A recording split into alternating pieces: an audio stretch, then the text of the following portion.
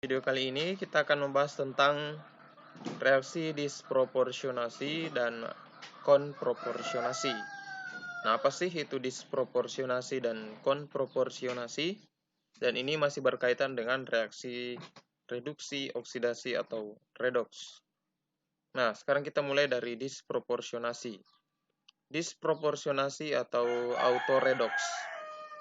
Nah, disproporsionasi adalah suatu reaksi di mana reaksi reduksi oksidasi di mana oksidator dan reduktornya merupakan zat yang sama.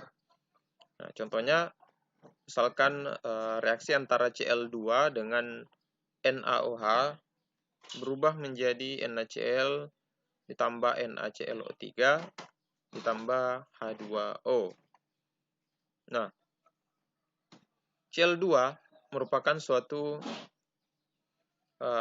senyawa bebas. Ya, maka bilangan oksidasinya juga adalah 0. Kemudian Na bilangan oksidasinya plus 1. Kemudian O bilangan oksidasinya minus 2.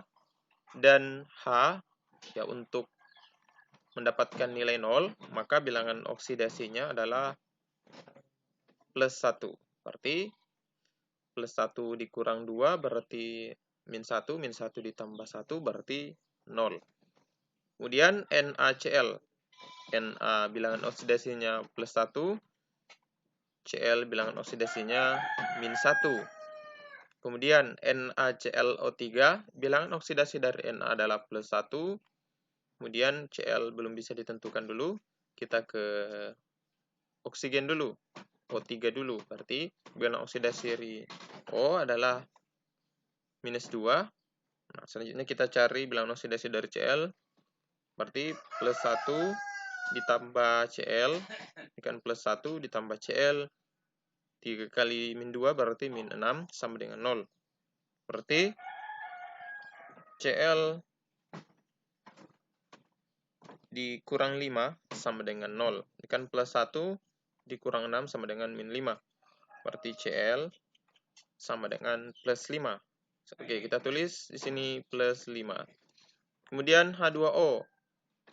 H itu bilangan oksidasinya adalah plus 1. Berarti 2 kali plus 1 berarti plus 2. Nah, berarti di sini butuh minus 2. Berarti bilangan oksidasi dari O adalah minus 2. Nah, sekarang kita perhatikan Na ini bilangan oksidasinya adalah plus 1 di kiri. Di kanan plus 1 juga. Di sini plus 1 juga. Berarti Na tidak mengalami perubahan bilangan oksidasi. Kemudian oksigen. Oksigen di kiri min 2. Di kanan min 2. Di sebelah sini juga min 2. Berarti oksigen juga tidak mengalami perubahan bilangan oksidasi. Kemudian H. H di kiri plus 1, di kanan plus 1 juga. Berarti tidak mengalami perubahan bilangan oksidasi. Kemudian si Cl, Cl2, itu mengalami perubahan bilangan oksidasi dari 0 berubah menjadi di sini Cl min, bilangan oksidasinya min 1, kemudian di sini juga berubah menjadi plus 5. Berarti perubahan Cl2 ke Cl min dari 0 ke min 1. Maka perubahan ini dinamakan karena perubahannya terjadi penurunan bilangan oksidasi dari 0 menjadi min 1, maka reaksi ini disebut dengan reaksi reduksi. Kemudian Cl2 berubah menjadi NaClO3 dengan bilangan oksidasi NaCl dalam senyawa NaClO3 adalah plus 5. Nah, dari Cl2 yaitu 0 ke Cl dengan bilangan oksidasi plus 5, maka dia terjadi peningkatan atau meningkatnya bilangan oksidasi. Maka reaksi ini disebut dengan reaksi oksidasi. Nah, sekarang bagaimana kalau reaksinya seperti berikut. H2S. Oh ya, jadi reaksi ini karena antara reaksi yang mengalami oksidasi dan reduksi itu merupakan zat yang sama, di mana dia bertindak sebagai oksidator dan juga bertindak sebagai reduktor. Maka reaksi ini disebut sebagai reaksi disproporsionasi atau autoredox. Ya, karena senyawa yang mengalami oksidator dan senyawa yang bertindak sebagai oksidator dan reduktor adalah zat yang sama, yaitu Cl2 untuk reaksi ini.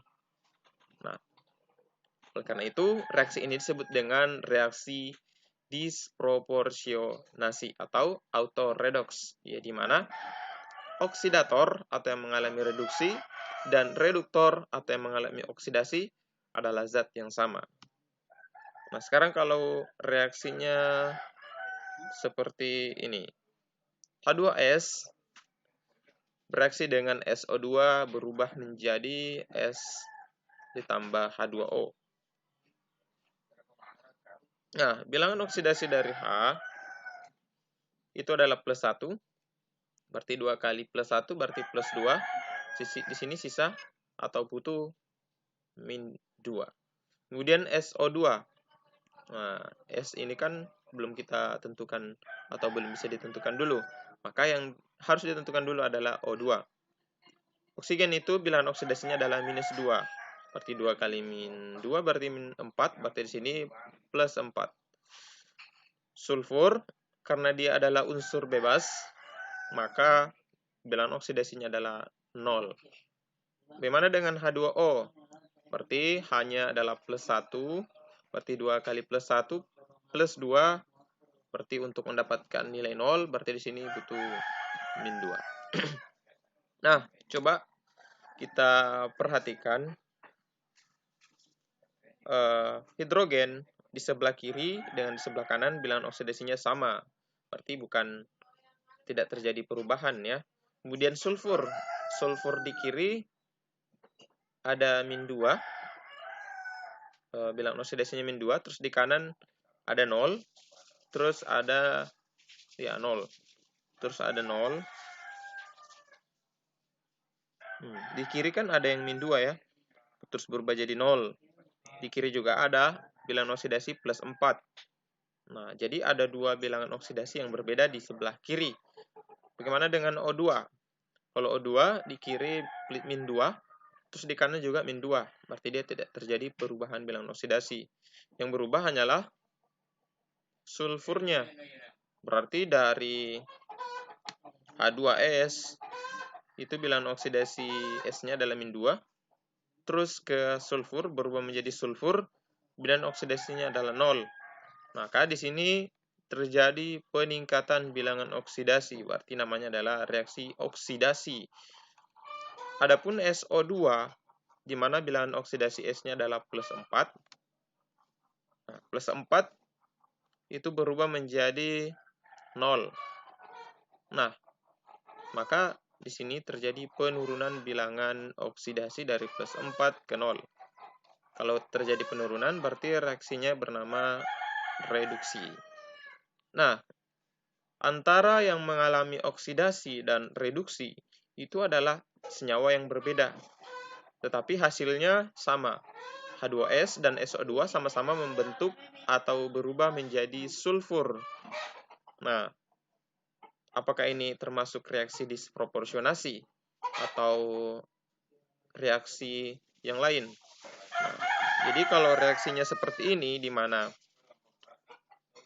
oksidator dan reduktor adalah zat yang berbeda, maka reaksi ini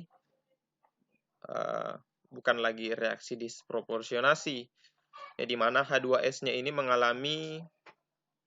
bertindak sebagai, karena dia mengalami oksidasi, berarti bertindak sebagai reduktor. Adapun SO2-nya mengalami reaksi reduksi. Nah, berarti dia bertindak sebagai oksidator. Nah, jadi kalau yang mengalami oksidasi, maka senyawanya dinamakan reduktor. Yang mengalami reduksi, senyawa yang mengalami reduksi tersebut disebut dengan oksidator. Jadi begitu, ya. Nah, kalau sudah seperti ini, berarti namanya bukan lagi reaksi disproporsionasi. Namanya adalah, atau ini bukan lagi reaksi autoredoks. Atau biasa disebut dengan anti-autoredoks.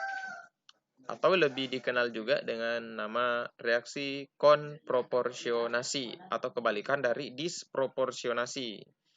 Nah, jadi itulah yang dimaksud dengan reaksi disproporsionasi dan reaksi konproporsionasi.